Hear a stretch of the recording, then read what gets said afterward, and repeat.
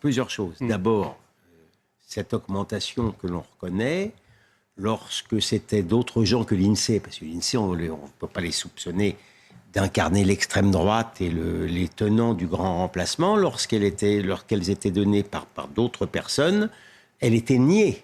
Elle était niée notamment par des démographes, style François Héran, par exemple, qui sont considérés comme disant le vrai. Or, ils disaient le faux.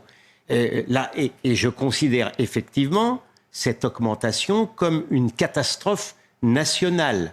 Or, de toute manière, sur le plan de la sécurité, sur le plan de l'identité, sur le plan de la qualité de l'intégration à venir, je la vis effectivement très mal. Et pour répondre plus directement à votre question, cette ruse idéologique extraordinaire, c'est qu'on a vu effectivement que l'un des grands succès en race campagne de l'extrême gauche, c'est d'avoir imposé son agenda économique par rapport effectivement au sociétal, aux défis sociétaux. C'est pas un hasard si ça n'est pas un hasard si on parle de la retraite pendant des mois et c'est pas l'extrême gauche qui a inventé la réforme des retraites. Et que la loi sur l'immigration va être repoussée.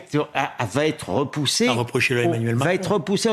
Alors ça, non seulement je ne le reproche pas à Emmanuel Macron, non seulement je ne le reproche pas à l'extrême gauche, parce que ça, d'une certaine manière, je le reproche à mon camp.